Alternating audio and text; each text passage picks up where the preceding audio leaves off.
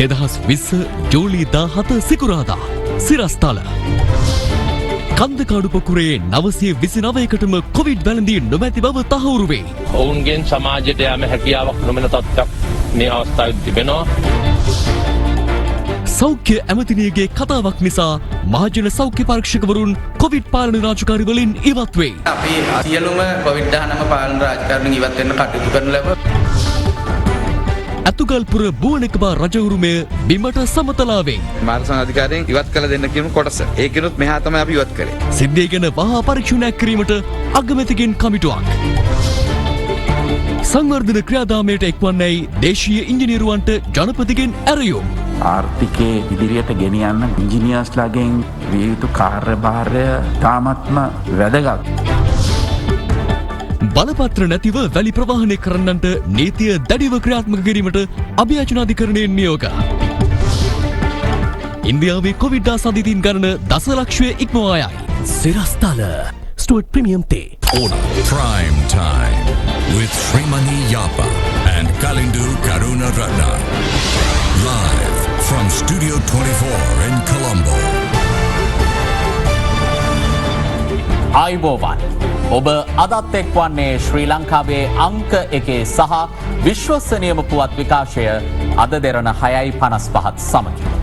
කන්දකාඩු පොකුරට අදාළව PCR පරීක්ෂාවට ලක් කළ 929 දෙනෙකුටම Covid ආසාදනය වී නොමැති බව තහවුරු වී ඇතැයි සෞඛ්‍ය සේවා අධ්‍යක්ෂ ජෙනරාල් විශේෂඥ වෛද්‍ය අනිල් ජාසිංහ මහතා අද ප්‍රකාශ කළා. කන්දකාඩු පුනරුත්ථාපන මධ්‍යස්ථානයේ රැඳවියන් බැලීමට පැමිණි ඔවුන්ගේ පවුලේ ඥාතීන් ඇතුළු ළඟම ආශ්‍රිතයින්ද ඒ අතරට අයත්. අද දිනය තුළ මේ දක්වා අලුතින් හඳුනා ගැනුනේ එක් කොවිඩ් ආසාදිතයෙක් පමණයි.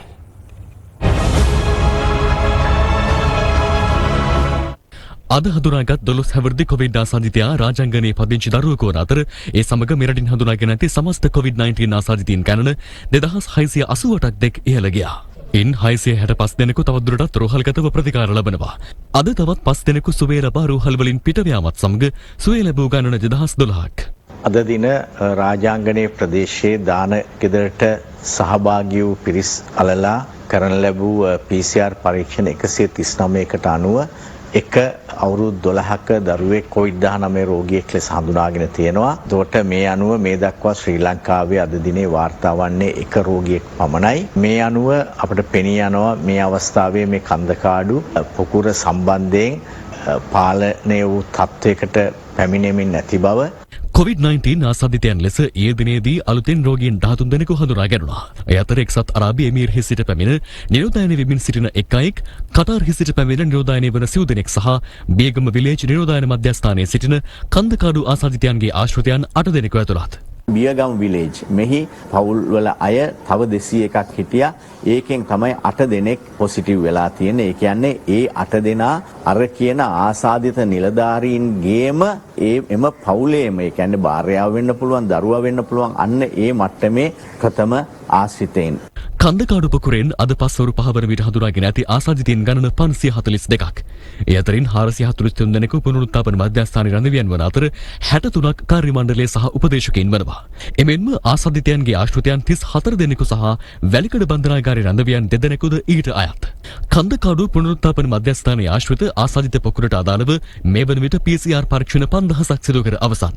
ඒ අතරින් පුනරුත්ථාපන මධ්‍යස්ථානයේ රැඳවියන් බැලීමට පැමිණි පවුලේ ඥාතීන් 114 දෙනා ඇතුළු ඔවුන්ගේ ආශ්‍රිතයන් 368 දෙනාගේම PCR පරීක්ෂණ වාර්තාවලින් ඔවුන් කොවිඩ් ආසාදිතයන් නොවන බවට තහවුරු වී තිබෙනවා. 368 දෙනෙක් වූ කණ්ඩායමේ කිසිදු කෙනෙකුට කොවිඩ් ආසාදනය නොවිය ඇති බවට මේ වෙනට තහවුරු වෙලා තිබෙනවා. ඉතින් ඒක ඉතාමත්ම වැදගත්. ඔවුන්ගෙන් සමාජයට යෑම හැකියාවක් නොමැන තත්ත්වයක් මේ අවස්ථාවේ තිබෙනවා. එමෙන්ම කන්දකාඩු පොකුරට අදාළව PCR පරීක්ෂණ සිදු කළ රන්ටැබේ 120 දෙනෙක්, පල්ලිකැලේ 100 දෙනෙක්, තන්තිරිමාලේ 120ක්, නිකවැව 78ක්, කොටගොඩ දේවස්ථානයේ ආශ්‍රිත 74ක් සහ රාගම පෞද්ගලික රෝහල ආශ්‍රිතව 69 දෙනෙකු වශයෙන් 561 දෙනෙකුම කොවිඩ් ආසාදිතයන් නොවන බව තහවුරු වී ඇතැයි විශේෂඥ වෛද්‍ය අනිල් ජාසිංහ මහතා සඳහන් කළා. විශේෂයෙන්ම යුද හමුදාවේ සම්බන්ධ වෙච්ච කොවිඩ් සම්බන්ධයෙන් ගෙනාපු පවුල් වල අයවලුන් ගෙන් මේ වන විට කොවිඩ් ආසාදෙන් නොවේ ඇති බවට තහවුරු වුණු 205 දෙනෙකුගේ කණ්ඩායමක් අවසන් වරට කරන ලද PCR පරීක්ෂණ වලට අනුතුරුව ඔවුන් තව දින 14ක නිවෙස්වල නිරෝධායන ලක් කිරීමට යටත්ව මුදා හැරීමට කටයුතු කරලා තිබෙනවා. හෝමාගම කැන්දලන්ද ප්‍රදේශයේ පදිංචි කන්දකාඩු පුනරුත්ථාපන මධ්‍යස්ථානයේ ආසාදිත හමුදා නිලධාරියාගේ මවට කොවිඩ් ආසාදනය වී ඇතැයි නිරෝධායන මධ්‍යස්ථානයකදී හඳුනාගෙන තිබෙනවා. ඇය හෝමාගම සහකාර පොලිස් අධිකාරී කාර්යාලයේ සේවය කළ පොලිස් කොස්තාපල්වරියක වීම හේතුවෙන් ඇයගේ ආශ්‍රිතයින් වන පොලිස් නිලධාරීන් 22ක් සහ සිවිල් සේවකීන් 8 දෙනෙකු නිරෝධායනයට යොමු කෙරුණා. කොවිඩ් ආසාදිත බවට තහවුරු වූ පිළියන්දල ප්‍රදේශයේ හමුදා නිලධාරියාගේ මවට සහ මිත්තණියටද ඊයේ කොවිඩ් ආසාදිත බවට තහවුරු වීමත් සමග ඔවුන් පදිංචිව සිටි පිළියන්දල දැල්තර වෙළඳසැල් 4ක් ඇතුළු නිවාස 20ක පුද්ගලයන් 62 දෙනෙකු ස්වයං නිරෝධායනයට යොමු කර තිබෙනවා. කඩේ වහන්න එන తాවකාලිකව අපි දැනුම් දෙන තුරු හොදේ. දැන් වහන්න කඩේ වහන්න. දැන් වහලා ඔයා ගෙදරට පිටත් වෙන්න හොදේ.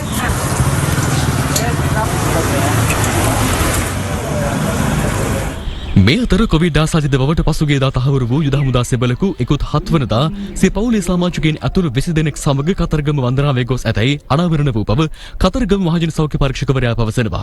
යනුවෙම පුද්ගලයා සංචාරය අතරතුර නවාතැන්ගත් නවාතැන් පොලේ සිටි 12 දෙනෙකු ස්වයං නිරෝධායනයට යොමු කෙරුණා. කෙසේ වෙතත් එය නිරෝධායනයට යොමු කර ඇති ස්ථානයක් බව දන්වමින් අලවා තිබූ දැන්වීම් පත්‍රිකාව ඊයේ රාත්‍රියේ කිසිවෙකු ඉරාදමා තිබූ අතර අදහි පැමිණි මහජන සෞඛ්‍ය පරීක්ෂකවරුන් කියා සිටියේ ඊට එරෙහිව නීතිමය පියවර ගන්නා බවයි.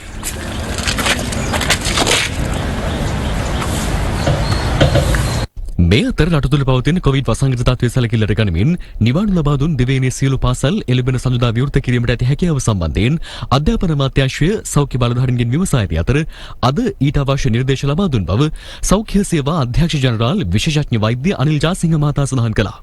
ඒ අනුව එළඹෙන සඳුදා නැවත පාසල් විවෘත කරන්නේද නැද්ද යන්න පිළිබඳ තීරණය හෙට ප්‍රකාශයට පත් කරන බව අධ්‍යාපන අමාත්‍යාංශය පවසනවා.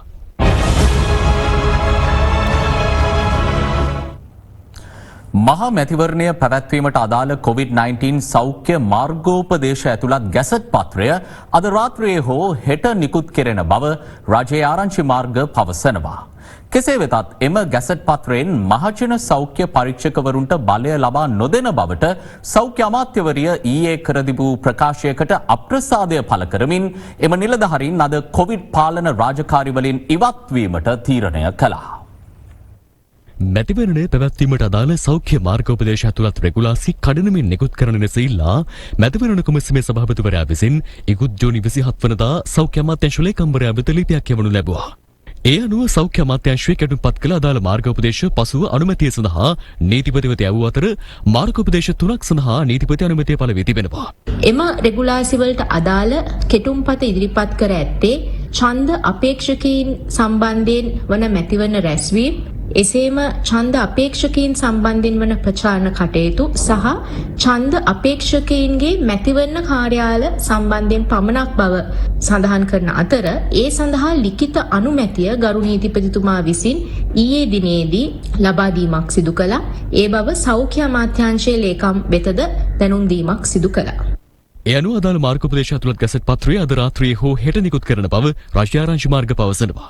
කෙසේ වෙතත් මහජනතාව පීඩාවට ලක්වීම වැළැක්වීම සඳහා මහජන සෞඛ්‍ය පරීක්ෂකවරුන්ට එම ගැසට් පත්‍රයෙන් බලය ලබා නොදෙන බවට සෞඛ්‍ය අමාත්‍යවරිය ඊයේ කර තිබූ ප්‍රකාශයකට මහජන සෞඛ්‍ය පරීක්ෂකවරුන්ගේ සංගමය අද සිය අප්‍රසාදය පළ කර සිටියා. ඒ අනුව කොවිඩ් වසංගතයේ පාලනයට අදාළ සියලු රාජකාරි වලින් අද දහවල් සිට ඉවත් වීමට එම නිලධාරීන් පියවරගෙන තිබෙනවා. ඊයේ දින සවස් භාගයේදී ගරු අමාත්‍යවරිය විසින් කරන ලද ප්‍රකාශයක් පදනම් කරගෙන අද දින පෙරවරුවේ ජනමාධ්‍ය විසින් වාර්තා කරනු ලැබුවා COVID-19ට අදාළ මාර්ගෝපදේශ ගැසට් කරන බවටත්, නමුත් මේ මාර්ගෝපදේශවල මහජන සෞඛ්‍ය පරීක්ෂකවරුන්ට කිසිදු බලයක් ලබා නොදෙන බවටත් අමාත්‍යවරිය ප්‍රකාශ කරලා තිනවා. ඒ වගේම එහි අවධාරණය කරනු ලැබලා තිබුණා විශේෂයෙන්ම මහජන සෞඛ්‍ය පරීක්ෂකවරුන්ට බලය ලබා දුන්නොත් රටේ මහජනතාව අපහසුතාවයට පත් වෙනවා යයි කියන කාරණය දැනට පවතින තත්ත්වය අනුව COVID-19 පාලනය සඳහා කිසිදු මාර්ගෝපදේශයක් හෝ නීතියක් රටේ නීතිගත වෙලා නැති නිසා මහජන සෞඛ්‍ය පරීක්ෂකවරුන්ට කිසිදු නීතිමය රැකවරණයක් නැහැ. ඒ නිසා මේ කාරණා දෙක පදනම් කරගෙන අපි අද දින මධ්‍යහන 12:30 ඉඳලා සියලුම COVID-19 පාලන රාජකාරණින් ඉවත් වෙන්න කටයුතු කරන ලැබ COVID-19ට අදාළ නිරෝධායනය කිරීම, නිරෝධායන කටයුතු අධීක්ෂණය කිරීම, ආශ්‍රිතයින් සොයා යාම සහ PCR පරීක්ෂණ කටයුතු සඳහා යොමු කිරීම, වාර්තා ලබා දීම ඇතුළු සියලුම කටයුතු අපි ඉවත් වෙන්න කටයුතු කරනවා. මේ අතර මෙම වර්ජනය හේතුවෙන් අද දින සිදු කිරීමට නියමිතව තිබූ ප්‍රදේශ කිහිපයක PCR පරීක්ෂණ කටයුතු අඩපණ වී තිබුණා.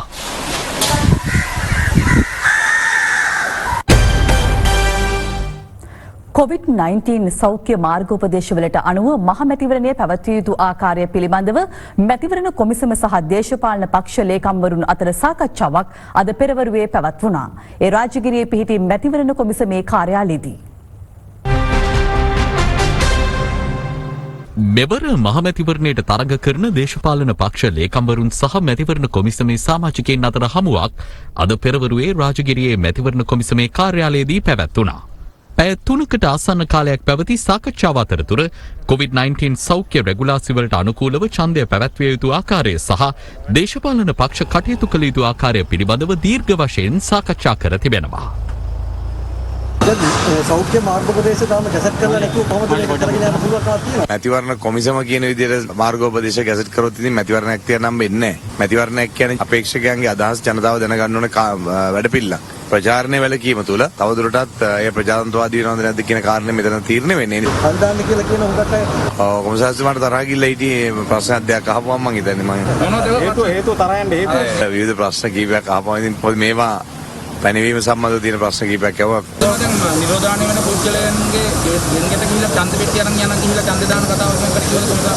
ඔනේ නිරෝධායන වන අයට ඡන්දේ පාවිච්චි කරන්න ඉඩකඩක් තියෙනවා. හැබැයි කොරෝනා වැළඳුන අයට ඡන්දේ පාවිච්චි කරන්න හැකියාවක් නැහැ. මැතිවරණ කොමිෂම ඉතා ධනාත්මක ස්ථාවරයක ඉන්නවා මේවර මැතිවරණය පවත්වනවා කියලා මේ නියමිත දිනයට. සජිත් මහතා ප්‍රමුඛ පක්ෂ සඳහන් කරන්නේ ඔබතුමාලා මිනී මතින් හරි දේශපාලනය කරලා තුනෙන් දෙක ගන්න උත්සාහ කරනවා. සමීක්ෂණ වාර්තා අනුව පෙනී යනවා සජිත් මහත්තයාගේ මොකද්ද බලවේගයේ තියෙන තත්ත්වය දිනෙන් දින පිරිහීමට ලක් වෙනවා කියලා. නමුත් ඔහුගේම පක්ෂයේ සමහර අපේක්ෂකීන් කරුණු පැහැදිලි කරා මේ සජිත් කියන දේ වැරදි මේ මැතිවරණය පැවැත්විය යුතුයි කියන එක. ඡන්දේ කල් දාන්න කියලා ඔබතුමාලා ඉල්ලුවද? අපි කිසිම එහෙම දෙයක් කතා වුණේ නැහැ. සෞඛ්‍ය නිර්දේශ ලබා දී නොදීම තුල මොකක්ද හිතන්නේ? අද බලන්නේ පොදු ජන පෙරමුණ සෞඛ්‍ය නිර්දේශ වලට විරුද්ධව කටයුතු කළා. ඒගොල්ලන්ගේ ප්‍රචාරක කටයුතු ඉවරනායින් පස්සේ සෞඛ්‍ය නීති රීත් දාන්න. UMP එක මොකද කිව්වේ? UMP එකෙන් එක අහගන්න. කොවිඩ් ප්‍රශ්න සම්බන්ධයෙන් කොමිසමේ මතේ තාම කිසිම බැරෑරුම් ප්‍රශ්න නැති නිසා ඡන්දය ආකාරයෙන් යනවා. නමුත් කරන ක්‍රමය වෙනස්කම් තිබෙනවා කියලා තමයි දැනුවත් කරේ.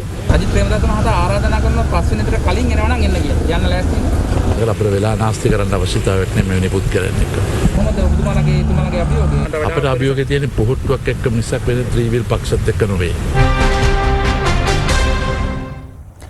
කුරුණෑගල නගර මධ්‍යයේ පිහිටි ඓතිහාසික ගොඩනැගිල්ලක් කුරුණෑගල මහනගර සභාව විසින් කඩා ඉවත් කිරීමේ සිද්ධිය සම්බන්ධයෙන් විමර්ශනය කිරීම සඳහා අග්‍රාමාත්‍ය මහින්ද රාජපක්ෂ මහතාගේ නියමයෙන් පංච පුද්ගල පරීක්ෂණ කමිටුවක් පත් කර තිබෙනවා. මේ අතර සිද්ධිය සම්බන්ධයෙන් කුරුණෑගල පොලිසිය අද අධිකරණයටද කරුණු වාර්තා කරනු ලැබුවා. The big story. කුරුණෑගල නගර මධ්‍යයේ පිහිටි මෙම ඓතිහාසික ගොඩනැගිල්ල 13 වෙනි සියවසේදී කුරුණෑගල රාජධානිය කරගත් දෙවැනි බුවනක බාහු රජුගේ රාජසභා මණ්ඩපය හෙවත් මගුල් මඩුව ලෙස සැලකෙනවා. මෙම ගොඩනැගිල්ල 1940 අංක 9 දරන පුරාවස්තු ආඥා පනත යටතේ පුරාවිද්‍යාරක්ෂිතයක් ලෙස ගැනෙන ස්මාරකයක්. දැවමේ නිමාවෙන් යුත් මෙය රාජධානී හෝමාරුවත් සමග භාවිතය අතහැරි අතර ඉංග්‍රීසි පාලන සමයේදී පැරණි ගොඩනැගිල්ලට නව කොටස් එක් කර පැරණි කච්චේරිය ස්ථාපිත කර තිබුණා. 1993 වසරේදී පමණ මෙම ගොඩනැගිල්ලේ කොටසක් හෝටලයක් සඳහා බදු දී තිබුණත් එල්ල වූ මහජන විරෝධය හමුවේ 2018 වසරේදී එය යලි මහනගර සභාව වෙත පවරාගෙන තිබෙනවා. කෙසේ වෙතත් ඊයේ දිනේදී අදාළ ගොඩනැගිල්ලේ පෞරාණික භාවය පිළිබඳ සොයා බැලීම සඳහා පුරාවිද්‍යා දෙපාර්තමේන්තුව විසින් කැණීම් සිදු කිරීමට නියමිතව තිබේදී ඊට දින දෙකකට පෙර එනම් ජූලි 14 වෙනිදා රාත්‍රියේ කුරුණෑගල මහනගර සභාව එම ගොඩනැගිල්ලේ කොටසක් මෙලෙස ඩෝසර් කර කඩා ඉවත් කර තිබුණා.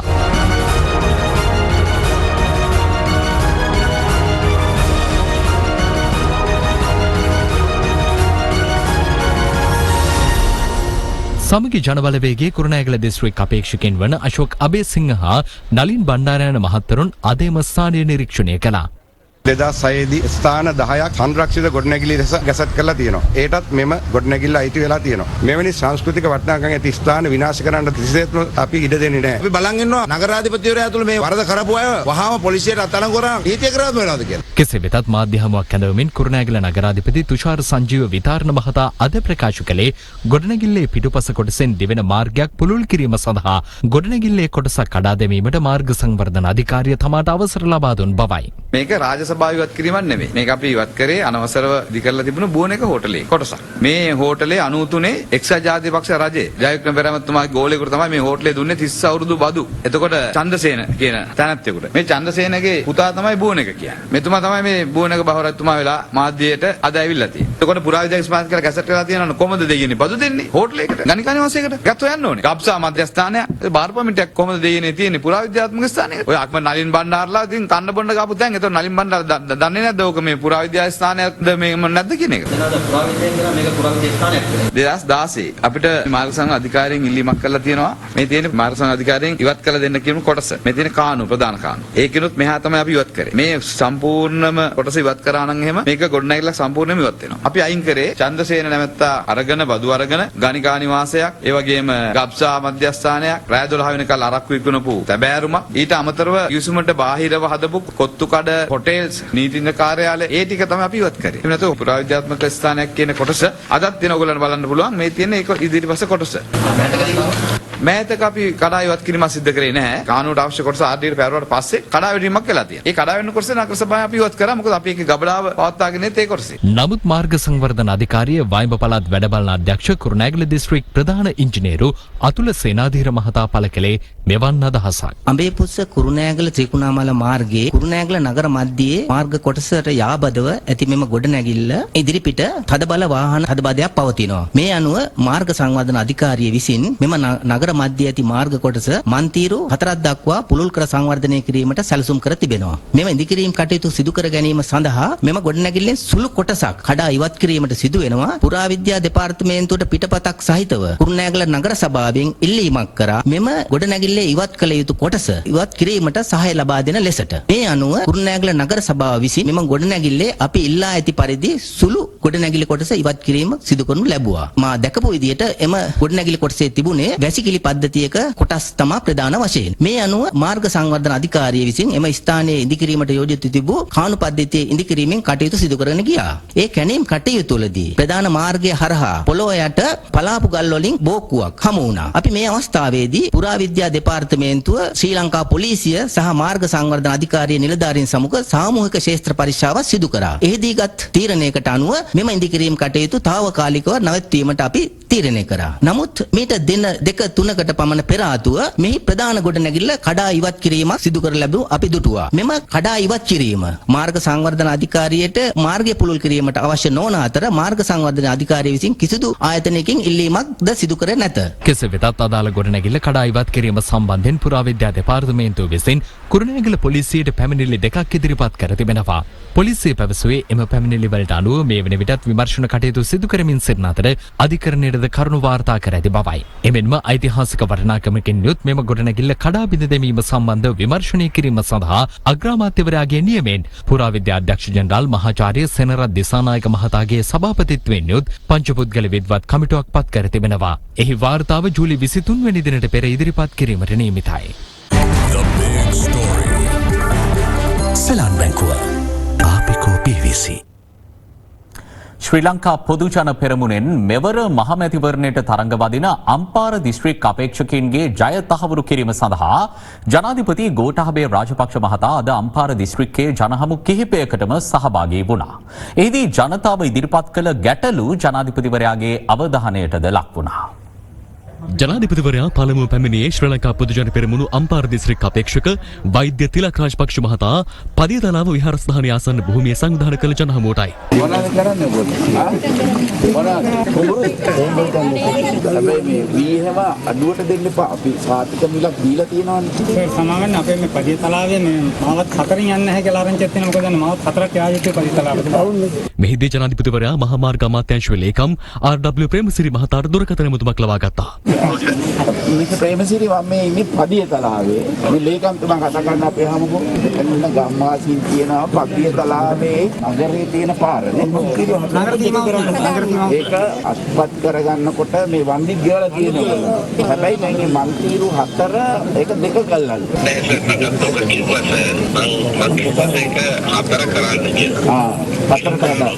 හරි. එහෙම ගොවි ජනතාව නගා සිටින සඳහා ඔබතුමා මේ රටේ නායකත්වය දීලා තියෙනවා. අපි දුන්නා සාතික මිලක් ඊවලට. ඊළඟට විවිධ භෝග වර්ග පිටරට වලින් ගෙන්නවා. අපි මේ හැම දෙයක්ම නවත්තලා තියෙනවා. ඒකම වතුර ප්‍රශ්න. ඒවට අපි ඊළඟ අයවැයෙන් අපි ලින්ක් කරනවා වැව් ප්‍රතිසංස්කරණය කිරීමට වැඩ පිළිවෙලක් යොදනවා. අපේ රජය ගොවි ජනතාව වෙනුවෙන් තමයි ප්‍රතිපත්ති සකස් කරලා තියෙන්නේ. රටබය සමය රැක ගන්නට ඕන කියා ගෝඨාභය නැතිදු ජනපති කරමු කියා මහා සංගරුවන සමගින් එක පෙළට ගියා ගෝඨාභය නැතිදු අපේ ජාතියේ පියා. අයියෙන් කියන්න මේගොල්ලන්ට ඉස්කෝලේ යන්න ඕන හැමතුමාට එහෙම කියන්න.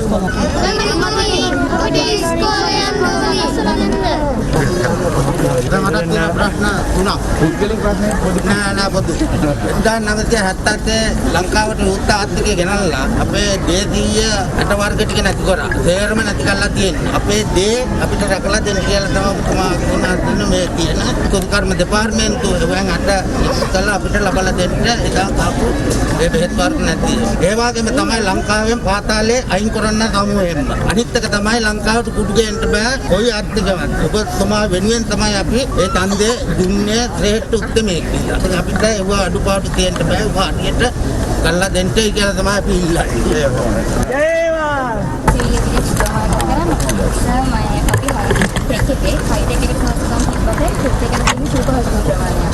අපිට මේ පාර ගෝල් හදලා දුන්නා. ඒ වුණාට ගුරුවරු කෝස් ගැසට් කරාට කෝස් පටන් ගන්න නැහැ. මොකද එකම ගුරුවරු කොටසක් තමයි ඉන්නේ. අපි හැම කෝස් එකකටම වගේ. ඉලෙක්ට්‍රිකල් කෝස් එක මම දැන් තරමින් අවුරුදු 3කින් විතර පටන් ගන්න නෑ සර්. ඉතින් මංසයාගෙන් ඉල්ලන්නේ මේ අපිට කෝස් කරන්න ගුරුවරු දෙන්න. ඒ වගේම අපි ඩිප්ලෝමා එක මෙහෙ කරලා 6යි ඩිග්‍රී එකයි කරන්න කොළඹට යන්න ඕන. සර් පුළුවන් නම් අපිට ඩිග්‍රී එකක් මෙහෙ කරන්නම උපහසම හදලා. ඉන්නතුරු ජනාධිපතිවරයා පැමිණි අම්පාර 69 හන්දිය මහවැලි ක්‍රීඩාංගණයටයි. බොන්න වතුර තියනවාද? වතුර තියාසල අපිට එක වතුර අමාරු ප්‍රශ්නයක් නෑ සර්. මේ අලිවට මේ කැපිලා තියෙන්නේ. අපි කියන්නේ අපිට ඉඩම් එපා. අපිට මේ ජීවත් වෙලා ඉන්න කාලේ අනුව අපිට ගොවිතැනක් කරගන්න අපිට පොඩි ඉඩ පරතරයක් දෙන්න කියලා තමයි මම අධිකාර ජනතාවට කියන්නේ. අපිට මේ පැත්තේ රක්ෂිතෙන් දාලා තියෙනවා. ඒ අර ඉස්සර රෝගා කරපු ඒවා අපිට නරකව ගන්න. අපිට අවසර දෙන්න අපි කියන්නේ ඒක අපිට වෙනස් කරනවා. ආවා නෙමෙයි සීයා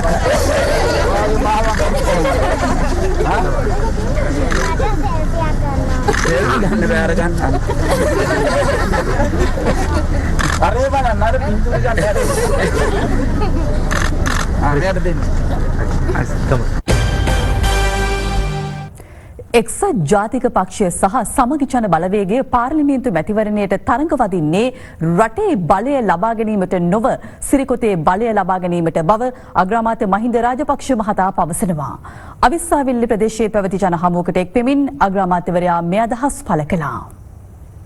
ශ්‍රී ලංකා පොදුජන පෙරමුණේ අපේක්ෂකයන්ගේ ජය තහවුරු කිරීම සඳහා දැරණීකර ආසන සංවිධායක අජිත් ශාමින්ද විසින් අවිස්සාවිල්ල මානියම්ගමදී මෙම ජන හමුව සංවිධානය කර තිබුණා. මේ රට බංකොලොත් කරලා තිබුණේ. රුපියල් අගේ අඩු වුණා. මේ අය ක්‍රමවේදයක් නැතුව වැඩ කරපු නිසා ආර්ථිකය ගැන හැඟීමක් නැතුව කටයුතු කරපු නිසා රටය ක්‍රමානුකූලව ආපස්සට ගියා. එක්සත් ජාතික පක්ෂ ආණ්ඩුවක් මෛත්‍රීපාල ජනාධිපතිතුමා ජනාධිපතිවරයා වෙලා සිටියේ. ඒ කෙසේ වෙතත් ඔවුන් කිසිම වැඩක් ඒ අවුරුදු 4ට පාට කරේ නැහැ. ඒකේ පාඩු වුණේ ඔබට. දේශපාලන නායකයන්ට නෙවෙයි. සජිත් ප්‍රේමදාසට කිසි ප්‍රශ්නයක් නැහැ. එයා යාළට ගිහිල්ලා හොඳ අල්ලියෝ ටිකක් බලනවා, රැට කොටියෝ ටිකක් බලනවා, පින්තූර ටිකක් ගන්නවා. ඉතින් එතුමා බොහොම විනෝදයෙන් එතුමා ජීවත් වුණා. ජීවත් වෙලා හම්බන්තොට ඉන්න බැරිව කොළඹට පැනගත්තා. නැත්තම් කොළඹට පනින්න ඕනේ නෑනේ හම්බන්තොට ඉඳලා. ප්‍රේමදාස මහත්තයා කොළඹ හිටපු ඉඳා තාත්තගේ පිහිටෙන් දිලන්න දැන් ඇවිල්ලා. 1946 මං හිතන්නේ UMP පටන් ගත්තේ ආම්දුර. මේ පටන් ගත්තට පස්සේ නොඑක අවස්ථාවලදී කැඩුනා බණ්ඩාරනායක මහත්තයා ඩී.ඒ. රාජපක්ෂ මහතුරු වගේ පියා එක්සත් ජාතික පක්ෂයේ කාඩලා ශ්‍රී ලංකා නිදහස් පක්ෂය හැදුවා. එතකොට ශ්‍රී ලංකා නිදහස් පක්ෂයේ UMP නොඑක අවස්ථාවක කැඩුනා. අපි දැන් එක පෙරමුණකට ඇවිල්ලායි. එක්සත් ජාතික පක්ෂය තාම රණ්ඩු වෙනවා. දැන් අද වුන් තරඟ කරන්නේ බලය අල්ලන්න නෙවෙයි. ඒක වුන් දෙන්නම කියනෝනේ. තිරිකොත අල්ලන්න මිසක් රට අල්ලන්න නෙවෙයි. දැන් ඇයි මෙහෙ ඉන්න එක්සත් ජාතික පාක්ෂිකයෝ ප්‍රේමදාසට ඕ රනිල්ට ඡන්ද දෙන්න මේ සිරිකොත යුද්ධ කරන්න වැඩක් නෑ. එහෙමනම් උන්ට තියෙන එකම විකල්පය අපිත් එක්ක එකතු වෙන එක. පෝට්ටුවත් එක්ක එක්කව වෙලා ඡන්දේ පාවිච්චි කරනවා. බලයට පත් වූ පසු තමා ප්‍රමුඛතාවය ලබා දෙන්නේ තමන් සමග එක් වූ පිරිසට පමණක් බව සමගි ජන බලවේගයේ නායක සජිත් ප්‍රේමදාස මහතා පවසනවා. එසේ නොවන පිරිස් ලබන 5 වෙනිදායින් පසු තමන් හමුවීමට පැමිණීමෙන් පළක් නොවන බව ඊයේ දඹුල්ලේ පැවති ජන හමුවකට එක්වෙමින් ඔහු සඳහන් කළා. ඉදිරි මහමැතිවරණයේදී සමග ජන බලවේගයේ ජය තහවුරු කිරීම සඳහා පැවැත්වෙන ජනහමු මාලාවේ තවත් පියවරක් ඊයේ දඹුල්ල ගම්මුදා ක්‍රීඩාංගණයේදී පැවැත්වුණා. මාස 12කින් පමණ පළාත් පාලන මැතිවරණය හුත් වෙනවා. ඒ පළාත් පාලන මැතිවරණයේදී අද අපි වෙනුවෙන් පෙනී සිටින මේ අය වෙනුවෙන් මැතිවරණ කොට්ටාසයක් පාසා තමුන්නාන්සලා වෙනුවෙන් මම පැමිණෙනවයි කියලා මම මේ අවස්ථාවේ වගකීමෙන් කියන්නට කැමතියි. කැපකිරීම කරන සියලුම මන්ත්‍රීතුමන්ලා බලා ගන්නවා වගේම අපත් සමග එකතු වුණ අයට පමණයි අපිට අනාගතයේදී ප්‍රමුඛ ස්ථානයක් ලබා දෙන්නට පුළුවන්. අන්න ඒ නිසා තවමත් එකතු නොවුණු ඒ සියලු දෙනාට මම කියන්න කැමතියි 5 වෙනිදාන් පස්සේ නම් අපිව හමු වෙලා වැඩක් වෙන්නේ නැහැ. එනවා නම් දැම්මම එන්න. දේශපාලන වේදිකාවේ පළ වූ අදහස් කිහිපයක් දැන්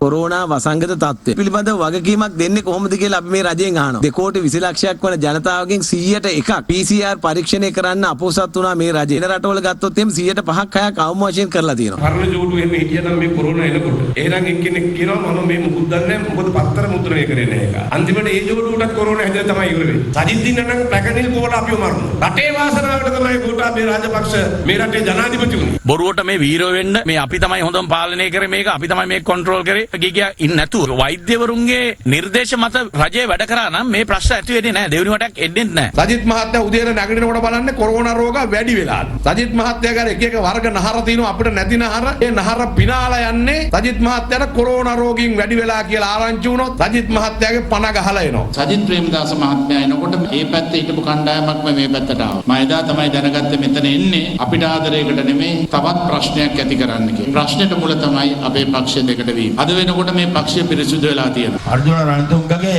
ක්‍රිකට් වලට අපි කැමති. බැට් එක කෙලින් ගහනවා. හැබැයි යාගේ දේශපාලනයේදී යා බැට් එක නිකන් ඔය වනලා ගහන්නේ. අබල් ගන්නවා වගේ. එයාට ඕනේ කවුරු හරි ආණ්ඩුවක් ආවම ඒකට හේතු වෙලා ඇමතිකමක් ගන්න. ඒගොල්ලන්ට විපක්ෂ කරන්න බෑ. 2005 මහින්ද මහත්තයා බහුතරේ තිබ්බේ. කරුව ඇතුළු 17 දෙනෙක් ගිහලා තමයි මහින්ද මහත්තයා බහුතරේ හදලා දුන්නේ. 2010 මහින්ද මහත්තයා 3-2 ආවේ නෑ. එක්සත් ජාතික පක්ෂේ 20 දෙනෙක් ගිහලා තමයි මහින්ද මහත්තයාගේ දෑත් ශක්තිමත් කළ 3-2 හදලා දුන්නේ. මේ අය පණින්නේ නෑ කියලා හිතනවා. 2001 දී මම 14 දෙනෙක් ගෙනාවා. මේ සැරේ ඒ පක්ෂයේ ලේකම් පුස්තකගෙන මං ආවා. ඇවිල්ලා ආණ්ඩුව හදලා දුන්නා. ඒකත් විනාශ කළා. අපි හැමදාම කරේ රනිල්ට කෑම පිගාන බෙදලා දෙනවා. මිනිහා ඒක ඇඟේ හදා. මිනිහා ඇඟේ හදාගත්තට කමන්නේ උදි ටික අපේ ඇඟ. තාමත් අපේ රටේ ජනතාවගේ බහුතරයක් යන්නෙම හොරු පස්සේ තමයි. යන්නෙම දූෂිතෝ මංගොල්ලකාරයෝ පස්සේම තමයි. දූෂිතෝ කියලා දැන හොරු කියලා දැන මේ ඡන්දෙත් බලන්නකො අගෝස්තු 5ට ආයේ පරණ දූෂිතයෝ හොරු ටිකෙන් බහුතරයක් එනවා. මෛත්‍රීපාලත් එක්ක හිටපු ගෑවිච්ච කෙනෙකුට දෙන්න එපා කියලා. එහෙම කතා කියලා. මම සතුට වෙනවා මේ වෙලාවේ. මමත් ඔතන හිටියනම් මට වෙන්නත් වෙන්නෙත් ඔය ඉරණමමයි. ඒ නිසා මම කල්ැතුව මේක තේරුම් අරගෙන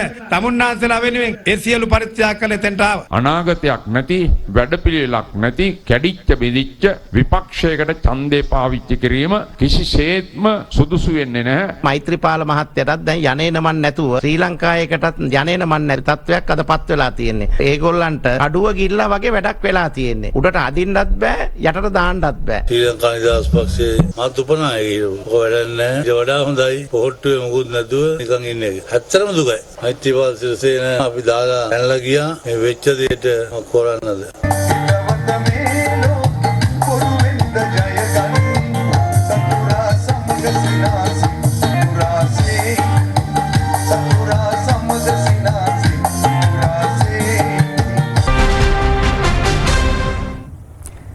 නාගරික සහ ග්‍රාමීය ජනතා අවශ්‍යතා ඉටුවන අයුරින් ඉදිකිරීම් ක්ෂේත්‍රයේ පෙරලියකට එක්වන්නයි ජනාධිපති ගෝඨාභය රාජපක්ෂ මහතා දේශීය ඉංජිනේරුවන්ට ඇරයුම් කරනවා. ශ්‍රී ලංකා ඉංජිනේරු ආයතනයේ සමාජිකයින් සමග ඊයේ පැවති සාකච්ඡාවකදී ජනාධිපතිවරයා මෙම ඉල්ලීම කළා.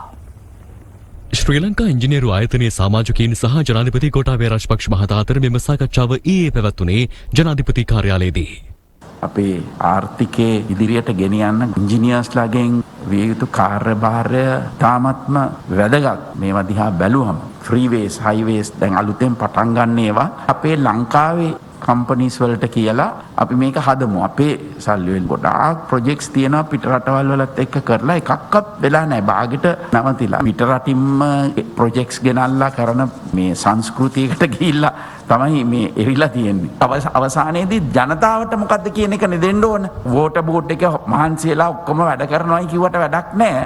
ගිය තැන මිනිස්සු වතුර බෝතල් වලට කළු පාට වතුර අරගෙන එනවා නම් දවස් 5ක් නෑවේ නෑයි කියනවා නම් බොණ්ඩ වතුර නැහැයි කියනවා නම් ඒක කොච්චර හොඳයි කිව්වත් වැඩක් නැහැනේ වෙලා නැහැනේ. දැන් හමුදාව කොච්චර හොඳයි කිව්වත් වැඩක් නැහැනේ යුද්ධ දිනන්න බැරි වුණා නම් අවශ්‍ය දේ අපි දෙන්න ඕනනේ. මම ජනාධිපති වෙලා වැඩක් නැහැනේ මම මහ ජනතාව බලාපොරොත්තු වෙන එක ලබා දෙන්නේ නැත්තම් මොනවද ඇති වෙන්නේ? සෙක්‍රටරියට්ට මේවයිදී මම යනවා හවසට ගිහලා මම සමහරවිට මිස්ටර් ප්‍රේමසිරිට කතා කරලා කියනවා මේකේ ගල් අල්ලනවා වැරදි කියලා. මම ඉංජිනේර කෙනෙක් නෙවෙයි. නමුත් මම බලාගෙන ඉඳලා දන්නවා පේමන්ට් එකේ ගල අල්ලන හරියට අල්ලන්නේ කොහොමද වැරදිට අල්ලන්නේ කොහොමද කියලා. මම විෂුවලයිස් කරලා බලනවා මේක හැදුනයින් පස්සේ මේ විදිහට එනවද කියලා. මට මේ මොටිවේෂන් එක ආවිල්ලා තියෙන හමුදාවේ. මට ප්‍රොබ්ලම් එකක් වුණා සෙක්‍රටරියට්ට මම කතා කරනකොට මම කියන්නේ මේක මට ඕන කියලා. එතකොට සමහර අය බලනවා යකෝ මූගේ ගෙදර ගෙනියන්න ඉල්ලනවා මට කියන්නේ කියලා. මම එහෙම කියන්නේ මේක මගේ එකක් හැටියට මම හැම එකක්ම ගන්න හන්ද හැම එකක්ම අපේ දෙයක් හැටියට මම දන්නවා එහෙම අය ගොඩක් ඉන්නවා. මේක ජාතික ප්‍රතිපත්තියක් හදමු. ඒක අපි හදලා විතරක් මදි ජනතාවටත් දෙමු. එතකොට ඊට පස්සේ එන මිනිස්සු මේක මාරු කරන එකක් නෑ.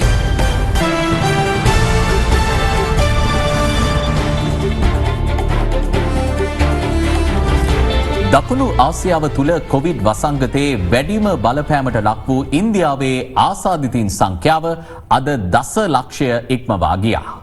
ඒ මරණ 25,000ක්ද සමගින්. මේ අතර කොවිඩ් ව්‍යාප්තියෙන් පසු ආර්ථික වර්ධනයක් කරා ළඟාවන පළමු රට බවට වෛරස ව්‍යාප්තිය ආරම්භ වූ චීනය පත්ව තිබෙනවා.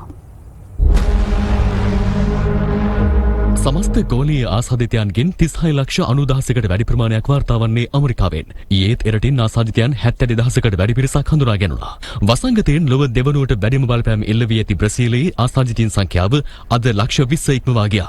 එරට කොවිඩ් මරණ සංඛ්‍යාව 76,822ක්. මාසයකටත් අඩු කාලයක් තුළ බ්‍රසීලයේ ආසාදිතයින් ගණන දෙගුණයකින් ඉහළ ගොස් ඇති බවයි හෙළි වී ඇත්තේ. වසංගතයෙන් ලොව තෙවනුවට වැඩිම බලපෑම එල්ල වී ඇති ඉන්දියාවේ සමස්ත ආසාදිතයින් සංඛ්‍යාව අද ලක්ෂ 10 සීමාව ඉක්මවා ගියා. එරටින් වාර්තා වන කොවිඩ් මරණ සංඛ්‍යාව 25,619ක්. වසංගතය ව්‍යාප්ත වෙමින් පැවතියද කාශ්මීරයේ අමරනාත් පුදබිමට යාම සඳහා හින්දු බැරිමදුන්ට බලධාරීන් අවසර ලබා දී තිබෙනවා. කොවිඩ් වසංගතයෙන් පසු ආර්ථික වර්ධනයක් කරා ළඟා වන පළමු රට බවට වෛරස් ව්‍යාප්තිය ආරම්භ වූ චීනය පත්ව තිබෙනවා. සංචරණ සීමා ලිහිල් කර කර්මාන්ත ශාලා යළි ආරම්භීමෙන් පසුව මෙම කාර්තුවේදී අනපේක්ෂිත ආර්ථික ප්‍රසාරණයක් සිදු ඇති බවයි එරට වාර්තා පෙන්වා දෙන්නේ. තවත් තොරතුරු බලපත්‍ර නොමැතිව වැලි ප්‍රවාහනය කරන්නන් සම්බන්ධයෙන් නීතිය ක්‍රියාත්මක කරන ලෙස අභ්‍යාචනාධිකරණය වැඩ බලන පොලිස්පතිවරයාට අද නියෝග කළා. ඒ වැලි ප්‍රවාහනය සඳහා තිබූ බලපත්‍ර ක්‍රමය අහෝසි කිරීමට රජයගත් තීරණය බල රහිත කරන්නයි ඉල්ලා පරිසර යුක්ති කේන්ද්‍රය ඉදිරිපත් කළ පෙත්සම අද සලකා බැලීමෙන් පසුවයි. එහිදී කරුණු දැක් වූ නීතිපති දෙපාර්තමේන්තුව පැවසුවේ වැලි ප්‍රවාහනයට පනමා තිබූ ඛනිජ ද්‍රව්‍ය පනතේ බලපත්‍ර ක්‍රමය එලෙසම පවතින බවත් අමාත්‍ය මණ්ඩලයගත් තීරණයක් වැරදි ලෙස අර්ථකථනය වී ඇති බවයි. තවත් පුවත් කිහිපයක් දැන්. අගුලාන පොලිස් ස්ථානයේ ඉදිරිපිට කලහකාරී ලෙස හැසිරීම නිසා ඊයේ අත්අඩංගුවට ගැනුණු සැකකරුවන් 14 දෙනා මොරටු මහේස්ත්‍රාත් අධිකරණයේ මගින් අද කොන්දේසි සහිතව අපමත මුදා හැරුණා. ඒ එක්කයිකොට රුපියල් ලක්ෂ බැගින් වූ ශරීර අපමතයි. කලහකාරීන් පොලිසියට ගල් ප්‍රහාර 1619ක් ගසා ඇති අතර සිදු වූ අලාභය රුපියල් 92,054ක් ලෙසයි පොලිසිය පවසන්නේ.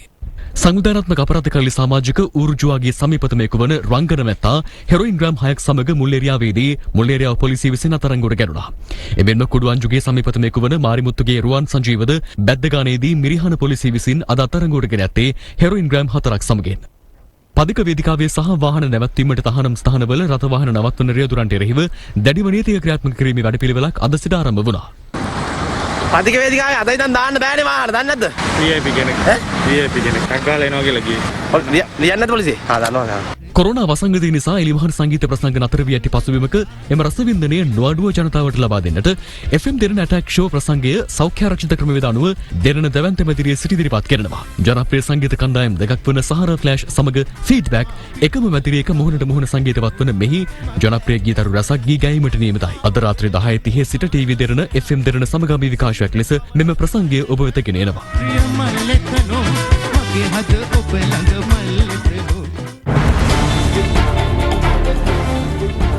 එක් සමගින් රාත්‍රී 6:55 ප්‍රධාන ප්‍රවෘත්ති විකාශය නිමාවට පත්වනවා. සුවදායි රාත්‍රියක්.